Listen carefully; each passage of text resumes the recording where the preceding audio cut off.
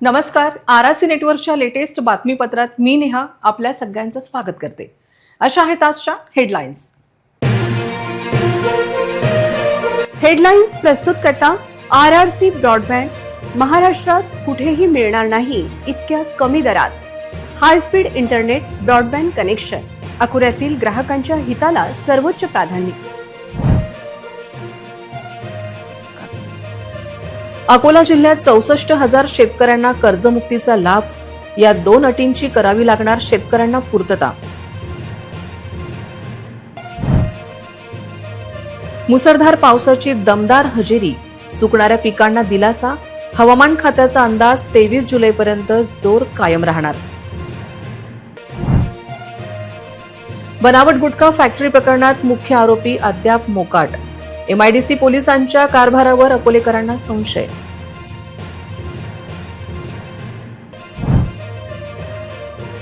महापालिकेला न्यायालयाचा मोठा झटका.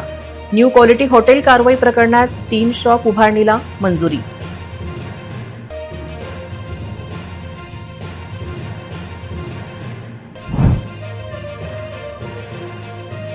वाशिमच्या पीएम श्री शाळेत भर पावसात कॉन्क्रिटीकरण.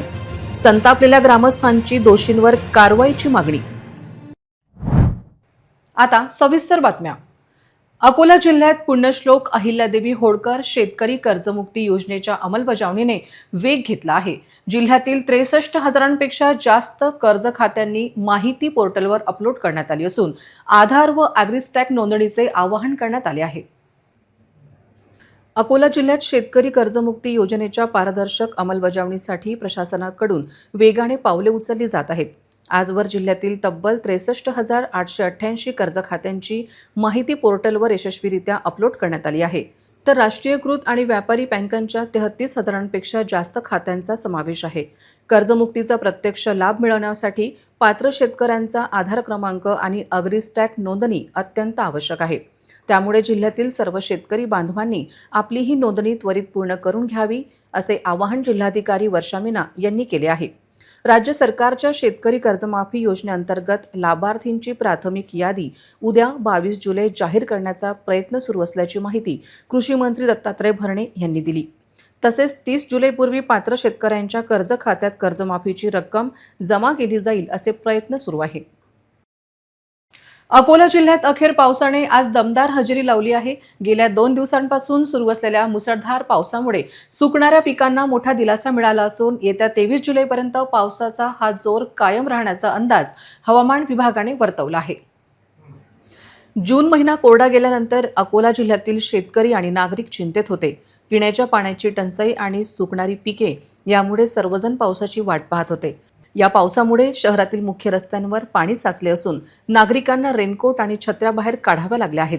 जिल्ह्यातील धरणातील पाणीसाठा वाढण्यास या पावसाने मदत होणार आहे. दरम्यान 23 जुलैपर्यंत विदर्भात असाच मध्यम ते जोरदार पाऊस पडण्याची शक्यता प्रादेशिक हवामान विभागाने वर्तवली आहे. पावसाचा जोर पाहता आपत्ती व्यवस्थापनाच्या दृष्टीने जिल्हा प्रशासनाने नागरिकांना सतर्कतेचा इशारा दिला असून जलाशयाजवळ न जाण्याचे आणि अनावश्यक प्रवास टाळण्याचे आवाहन केले आहे.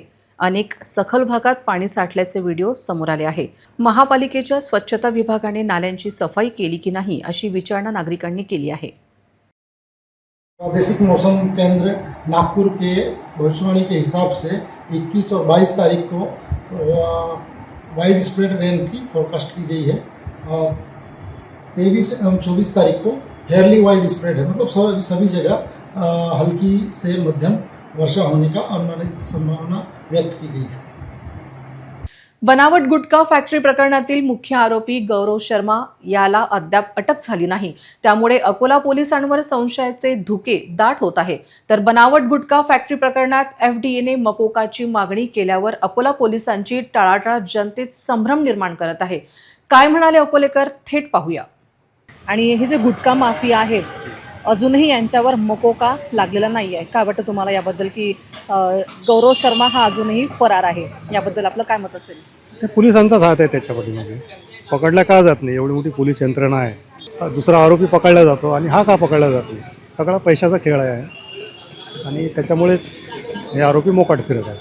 त्यात आपलं भ्रष्टाचारच आहे, बाकी काय आहे? हे माणसं असे आहे की यांच्याजवळ खूप पैसा असते आणि त्यांना पैसा खाऊ घातला की मग ते तसेच सुटून जातात. मग त्यांच्यावर कोणती कारवाई होतच नाही ना. होते फक्त गरीबावरच कारवाई, बाकी काहीच नसते. आपल्या अकोल्यात एवढा मोठा गुटखा येतो, याला नेमकं जबाबदार तुम्हाला कोण वाटतं? जबाबदार कोणीच नाही. त्या गुटख्याच्या मागं आहे की नाही फक्त मोठे मोठे माणसंच आहे, बाकी कोणीच नाही. आता गरीब माणसाला सवय कोण लावते? मोठे माणसं. मग बाकी तर येणारा गुटखा तर तेच खरेदू शकतात आणि आपल्याला ते मारूनच टाकतात. त्यांनी एकीन त्यांना पकडून काही फायदाच नाही ना. त्यांना पकडलंही नंतर ते काही दिवस राहतात आणि नंतर मग सुटून जातात पैसे देऊन. बाकी पकडून काही फायदा नाही. त्यांना डायरेक्ट ॲक्शन करा, म्हणजे असं हे करून कारवाई करून काहीच नाही, डायरेक्ट ॲक्शन करावं. ते मोकोका लागण्याचं कारण असं असेल की पूर्ण सर्व आता यंत्रणाला माहीतच असते ना की विशिष्ट ठिकाणी अगर पकडल्या जाऊ राहिलं काही, तर टोटल आजकाल कसं आहे की अर्धे तर धंदे मी म्हणतो सारे चेक करा पूर्ण MIDC की हे खरं त्याच नावाखाली प्रोडक्ट विकतात काय आणि याची परमिशन किती ते किती आहे. सरकार जेव्हा धोरण ठेवून राहिलं तर त्याला जसं आम्हाला मेडिकलचं रात्री 10-10:30 बंद करा किंवा काही राहतात की पूर्ण रात्रभर, तर ह्या MIDC मधले जे कामगार आहे आणि याची काही ड्युट्या जे राहतात यावी चेक करा ना. हकीकत काय आहे की हे रात्रभर चालू राहतात त्यांचे व्यवहार आणि सकाळी डबल बंद दुसरा व्यवहार राहते. तर याला काही करायला पाहिजे. होऊ शकते की हे इच्छे नसतील, 5-6 वर्ष तिथं स्थायिक झाले असेल, बाहेरचा माणूस इथे येऊन धंदा करत असेल. कारण की आता मोठमोठ्या सिटीत साहेब लोक पूर्ण रेट टाकतात. अकोला एकदम नॉर्मल आहे, काही नाही अकोल्यात, काही करा आणि काही विका. गुटखा आता आपले लोकच खातात, त्याला काय शोकचं काय, शोकासाठी खाऊन राहिले पुरं आजकाल प्रत्येकाच्या तोंडात दिसते. मग तो मार्ग आता समजा डिमांड वाढली तर तो कुठून येऊ शकते? MP2. मला वाटते की जे गुटखा पकडला गेला त्यामध्ये जो मुख्य आरोपी आहे त्याच्यावर मोका लागेल का? तो का लागत नाही आहे? काही प्रेशर आहे वरतून तुमच्यावर काही? का तुम्ही कोणाच्या दबावाखाली काम करताय की एवढा मोठा माल येते कुठून? ते मोठा प्रश्न आहे की इतक्या मोठ्या प्रमाणात जो नकली माल आहे तो पकडला चालला आणि तो मुख्य जे आरोपी आहे 3 ते त्यांच्यावर मोका का लागत नाही आहे, हा एक मुख्य प्रश्न आहे. आणि त्यानंतर जो जिथून माल येते, जे बाँड्री आपल्या महाराष्ट्राच्या समजा जे बाहेरच्या राज्यातून येतात ते पकडला का जात नाही आहे? आणि मोकोका जे तुकाराम मुंडे साहेबने मोठा निर्णय घेतला की 10 लाखापर्यंत दंड किंवा 10 वर्षी कारावास, हा लागत कोणी? आणि हा अकोल्यामध्ये मोठ्या प्रमाणात आहे. त्यांच्या म्हणजे त्यांनी आज चालू केल्यांनी, ते तर खूप वर्ष चालू असताना ते, तर हा काऊन म्हणजे प्रेशर अटक झालेली नाही अजून त्यांच्यावर किंवा त्यांना दंड ठोकला नाही, पकडला नाही अजून. तर असा प्रश्न आहे की हे पैसे खाते का यांच्यावर काही यांची काही मिलीभगत आहे, यांची मिलीभगत आहे किंवा नाही, काही लेनदेन करून आपण सॉल्व्ह करू, सेटलमेंट करू. तर असं काय, आता सांगा असं काही जे तुकार याला जबाबदार तर प्रशासन समजावं असं वाटते. कारण की बाकी महाराष्ट्र सोडून बाकी राज्यामध्ये चालू आहे ना मॅडम, सर्वच चालू आहे. आपल्या इथं मग एक तर चालू करा, नाही तर मग डायरेक्ट जिथून माल येते ते फॅक्टरी सील करा.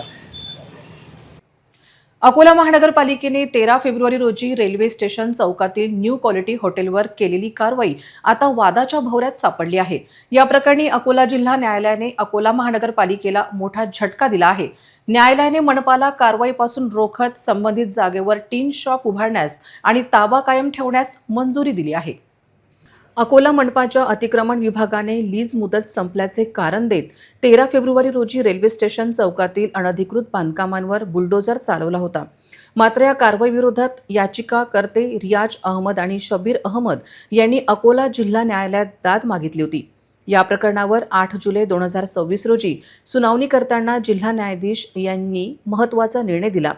न्यायालयाने मनपाला अंतिम निकाल होईपर्यंत याचिकाकर्त्यांच्या ताब्यात हस्तक्षेप करण्यास, त्यांना बेदखल करण्यास किंवा तात्पुरते टीन शेड दुकान बनवण्यापासून रोखण्यास मनाई केली आहे. न्यायालयाच्या या आदेशानंतर संबंधित ठिकाणी नोटीस बोर्ड लावून महापालिकेला न्यायालयाच्या अवमानाची कारवाई न करण्याचा इशारा देण्यात आला आहे. 13 फेब्रुवारी रोजी डंका वाजवत केलेल्या कारवाईनंतर आता न्यायालयाच्या या आदेशामुळे अकोला महापालिका प्रशासनाला मोठा दणका बसल्याची चर्चा शहरात सुरू आहे. नीट पेपर फुटीनंतर दिल्लीत आंदोलन झाले. या आंदोलनात पोलिसांनी लाठीमार केला. या कारवाईचा संताप अकोल्यातही दिसून आला. धर्मेंद्र प्रधान यांनी राजीनामा देण्याची गरज आहे. इतकेच नाही तर लाठीमार करण्याचा आदेश देणाऱ्यांवर कारवाई करा आणि अशी मागणी अकोल्यातून समोर येत आहे. अकोलेकर विद्यार्थ्यांनी नेमके काय मत मांडले पाहूया. काय वाटतं तुम्हाला की शिक्षण मंत्र्यांनी राजीनामा द्यायला पाहिजे का? हो, नक्कीच द्यायला पाहिजे. कारण की जे नीट पेपर फुटी होत आहे, सरकारी जे गव्हर्नमेंट एक्झाम होत आहे त्यात वारंवार असे पेपर फुटी होत आहे. तर याबद्दल काही शिक्षण मंत्र्यांनी हे करायला पाहिजे, राजीनामा द्यायला पाहिजे. आणि जेही काल आम्ही बघितलं की जेही विद्यार्थ्यांवर, तरुण विद्यार्थ्यांवर लाठीचार्ज झाला, तर हे योग्य नाही आहे. असं सरकारनं करायला नाही पाहिजे. हे हुकुमशाही चालली आहे, हे लोकशाही नसून हे हुकुमशाहीच्या इकडे वाटचाल चालू आहे. आमचं म्हणणं हेच आहे की जे आहेत धर्मेंद्र प्रधान यांनी शिक्षण मंत्र्याचा राजीनामा द्यावा आणि या देशामध्ये काहीतरी नवीन घडवण्याचा आणि वैज्ञानिक दृष्टिकोन वाढवण्याचा प्रयत्न करावा. देतील तर नाही, पण त्यांनी दिलाच पाहिजे. आणि आता जे हे आंदोलन सुरू आहे देशभरात विद्यार्थ्यांवरती याचे काय परिणाम होतील या आंदोलनाचे? चांगलेच परिणाम नाही होतील. त्यांनी जर राजीनामा दिला तर चांगले होतील परिणाम. द्यायलाच पाहिजे त्यांनी, कारण हे जे झालेलं आहे, जे नीटचा पेपर लीक झालेला आहे, हे त्याच्या कारण खूप जणांचं नुकसान होते आहे, विद्यार्थ्यांचं नुकसान होतं आहे. एज्युकेशन चांगलं नाही आहे हे दर्शवून देते. ते खूप वाईट होत आहे. त्यांनी करायला नाही पाहिजे ते, कारण जे विद्यार्थी आहेत ते एज्युकेशनसाठीच लढत आहेत, आपल्यासाठीच लढत आहेत.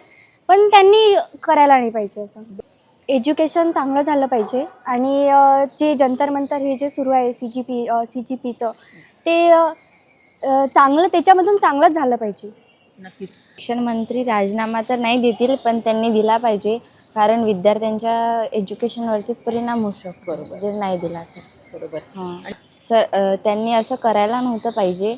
पण आता काय, नाही मला तर नाही वाटत, कारण ते काही हे घेतच नाही आहे आपलं मनावर घेत ॲक्शन. नाही. पण तुला वाटतं का की त्यांनी राजीनामा द्यायला पाहिजे? हो, यायला पाहिजे, पण ते काही करतच नाही आहे ना. आय गेस एज्युकेशन मिनिस्टर आहे जो धर्मेंद्र प्रधान, त्यांना रिझन दिले पाहिजे. कारण की एवढं सारं प्रोटेस्ट होत आहे, तिथे लहान मुलं आहेत आणि खूप मी बघले आहे सारे व्हिडिओ त्यामध्ये. आणि पोलीस फोर्सफुली त्यांना हे का सोहम मांगचूला पण तिथून नेला आहे आणि त्यांच्या वाईफला त्यांना सेक्शुअल असॉल्ट पण केला, असं केस लागले त्यांच्यावर. आय गेस ते फ्युचर आहे ना ॲज अ स्टुडंटचं. आणि खूप सारे पेपर्स लीक केले आहेत त्यांना, म्हणजे नाही की बस नीट, SSC पण केला आहे, बँकिंगचे पण केलं आहे. आय गेस ते प्रोटेस्ट चांगलं आहे.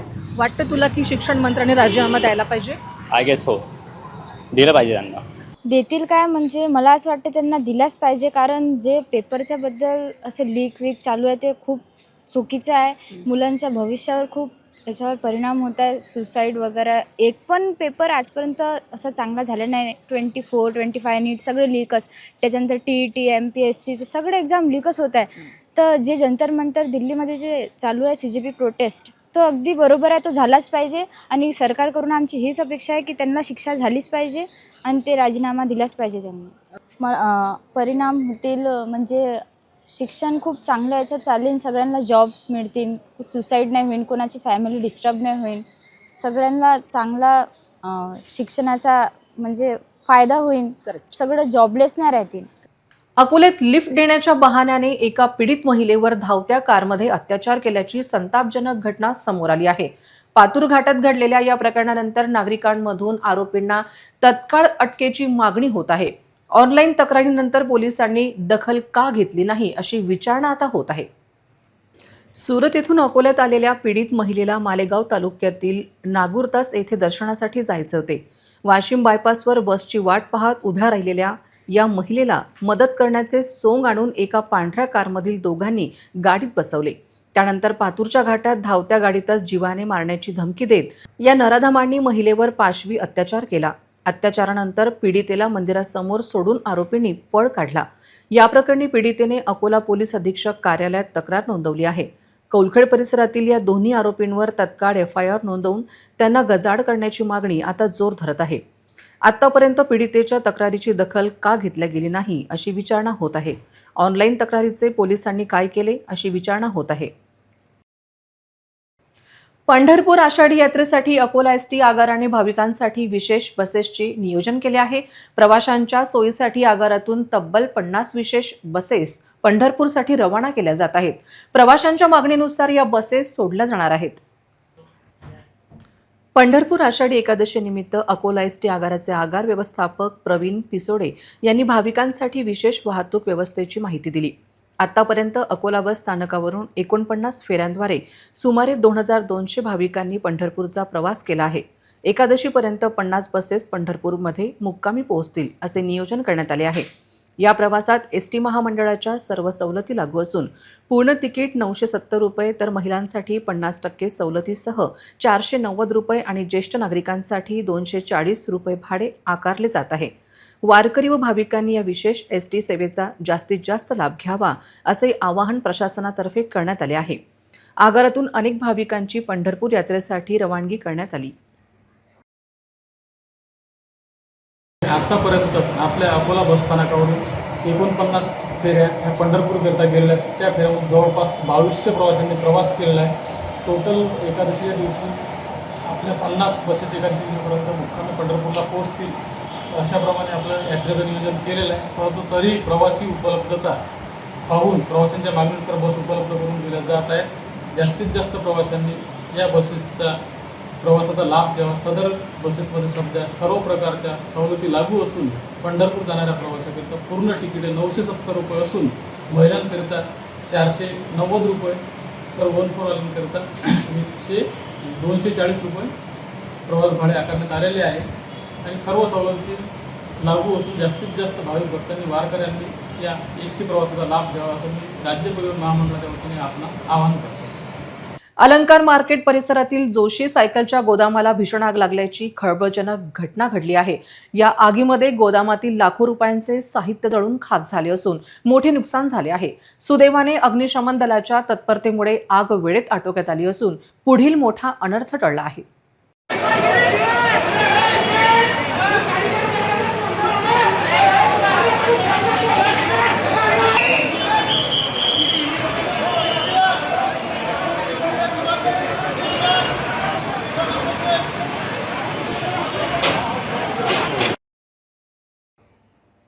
अलंकार मार्केटमधील जोशी सायकल या प्रसिद्ध दुकानाच्या दुसऱ्या मजल्यावर असलेल्या गोदामात अचानक धुमाकूळ घालत आगीने रौद्ररूप धारण केले. दुसऱ्या मजल्यावरून धुराचे प्रचंड लोट बाहेर पडत असल्याचे प्रत्यक्षदर्शींच्या लक्षात आले. गोदामात सायकली, प्लास्टिकचे साहित्य, रबर आणि सुटे भाग मोठ्या प्रमाणात साठवले असल्याने आगीने काही वेळातच भडका घेतला. गोदामातून धूर आणि आगीच्या ज्वाळा निघत असल्याचे दिसताच स्थानिक नागरिक व व्यापाऱ्यांनी तात्काळ अग्निशमन दलाला माहिती दिली. घटनेचे गांभीर्य ओळखून अग्निशमन दलाच्या गाड्या तत्काळ घटनास्थळी दाखल झाल्या. मार्केटमधील अरुंद जागा आणि धुराचे साम्राज्य यामुळे सुरुवातीला आगीवर नियंत्रण मिळवण्यात अडचणी येत होत्या. अग्निशमन दलाच्या जवानांनी चारही बाजूंनी पाण्याचा मारा करत अत्यंत सतर्कतेने आणि अथक प्रयत्नानंतर आगीवर पूर्णपणे नियंत्रण मिळवले. दुसऱ्या मजल्यावरील गोदामात नवीन सायकलीचे बॉक्स, महागडे स्पेअर पार्ट्स आणि रबरी साहित्य ठेवलेले होते. आगीच्या या तांडवात गोदामातील बहुतांश माल जळून खाक झाला आहे. प्राथमिक अंदाजानुसार यात लाखो रुपयांचे आर्थिक नुकसान झाले आहे.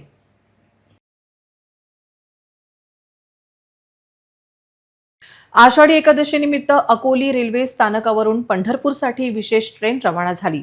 आमदार रवी राणा, माजी खासदार नवनीत राणा यांनी ट्रेनला हिरवी झेंडी दाखवून वारकऱ्यांना भावूक निरोप दिला. आषाढी एकादशीच्या पावन पर्वावर पंढरपूरला जाणाऱ्या हजारो वारकऱ्यांसाठी अकोली रेल्वे स्थानकावरून विशेष रेल्वेगाडी रवाना करण्यात आली. आमदार रवी राणा आणि माजी खासदार नवनीत राणा यांच्या हस्ते विधिवत पूजा करून या गाडीला हिरवी झेंडी दाखवण्यात आली. यावेळी संपूर्ण स्थानक परिसर जय हरी विठ्ठलच्या जयघोषाने दुमदुमून गेला होता.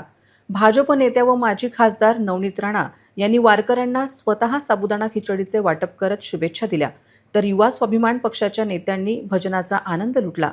याप्रसंगी आमदार रवी राणा यांनी रेल्वे चालकांचा शाल व श्रीफळ देऊन सत्कार केला. विविध लोकप्रतिनिधी आणि पदाधिकाऱ्यांच्या उपस्थितीत पार पडलेला हा सोहळा अत्यंत भक्तिमय वातावरणात संपन्न झाला. आता पाहूया वाशिम जिल्ह्यातील महत्त्वपूर्ण 4 बातम्या. वाशिम शहरातील पाटणी कमर्शियल कॉम्प्लेक्समध्ये मध्यरात्री चोरट्यांनी दुकानफोडी करत तब्बल 1 लाखाचा ऐवज लंपास केला. या घटनेमुळे व्यापारी वर्गात मोठी दहशत निर्माण झाली असून पोलिसांकडून चोरट्यांचा कसून शोध सुरू आहे. वाशिम शहरातून एक खळबळजनक बातमी समोर येत आहे. शहरातील गर्दीच्या ठिकाणी असलेल्या पाटणी कमर्शियल संकुलात मध्यरात्री चोरट्यांनी धुमाकूळ घातला. गणराज ॲग्रो एजन्सी या दुकानाचे शटर वाकवून अज्ञात चोरट्यांनी आत प्रवेश केला आणि सुमारे 1 लाखाचा ऐवज लंपास केला. विशेष म्हणजे याच संकुलातील इतर दुकानांचे शटर तोडण्याचाही प्रयत्न करण्यात आला, मात्र चोरट्यांना त्यात यश आले नाही. सकाळी दुकान मालक दुकानात आले तेव्हा हा प्रकार उघडकीस आला. या घटनेची माहिती मिळताच शहर पोलिसांनी घटनास्थळी धाव घेत पंचनामा केला आणि अज्ञात चोरट्यांविरोधात गुन्हा दाखल केला आहे. ही संपूर्ण घटना सीसीटीव्ही कॅमेऱ्यात कैद झाली असून पोलीस त्या फुटेजच्या आधारे चोराचा शोध घेत आहेत. मात्र या धाडसी चोरीमुळे स्थानिक व्यापाऱ्यांमध्ये भीतीचे वातावरण पसरले असून पोलिसांनी तातडीने आरोपीला जेरबंद करून रात्रीची पोलीस गस्त वाढवावी अशी जोरदार मागणी केली जात आहे. वाशिममधील मल्टी स्पेशालिटी रुग्णालयाचे काम तातडीने पूर्ण करण्याचे निर्देश जिल्हाधिकारी योगेश कुंभेजकर यांनी दिले आहेत. या रुग्णांमुळे जिल्ह्यातील रुग्णांना आता उपचारासाठी बाहेरच्या जिल्ह्यात जाण्याची गरज भासणार नाही. वाशिम जिल्ह्यात आरोग्य सुविधांना अधिक बळकटी देण्यासाठी सामान्य जिल्हा रुग्णालय परिसरात मल्टी स्पेशालिटी रुग्णालयाचे काम वेगाने सुरू आहे. या प्रकल्पाची जिल्हाधिकारी योगेश कुंभेजकर यांनी प्रत्यक्ष पाहणी करून आढावा घेतला. उर्वरित सर्व कामे वेळेत आणि अत्यंत दर्जेदार पद्धतीने पूर्ण करण्याचे खडे बोल त्यांनी संबंधित अधिकाऱ्यांना सुनावले.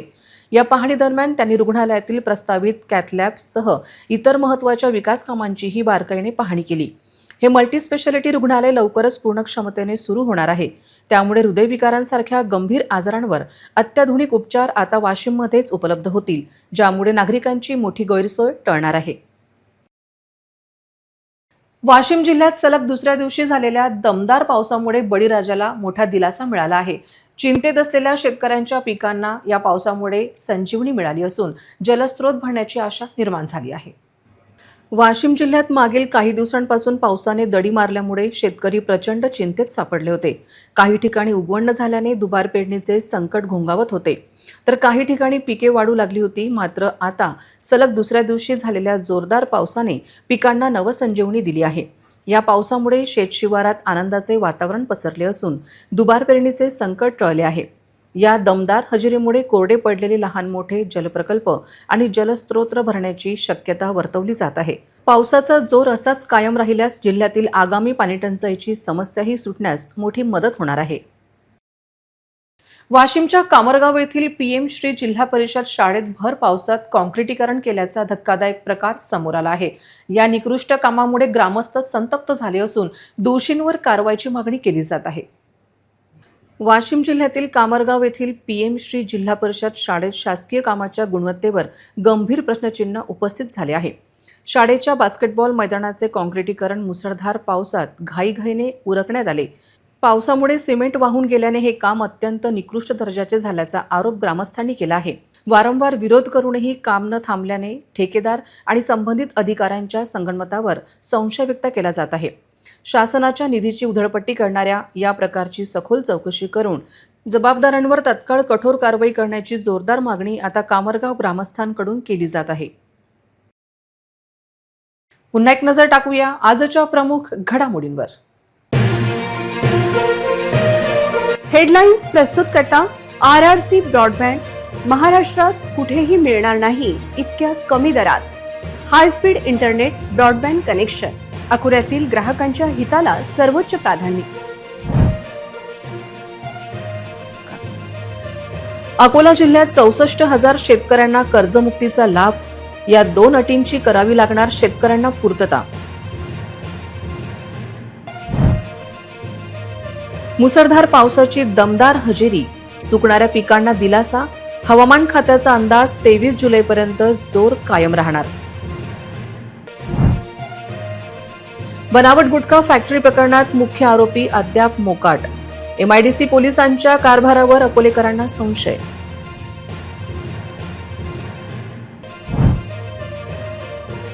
महापालिकेला न्यायालयाचा मोठा झटका. न्यू क्वालिटी हॉटेल कारवाई प्रकरणात 3 शॉप उभारणीला मंजुरी.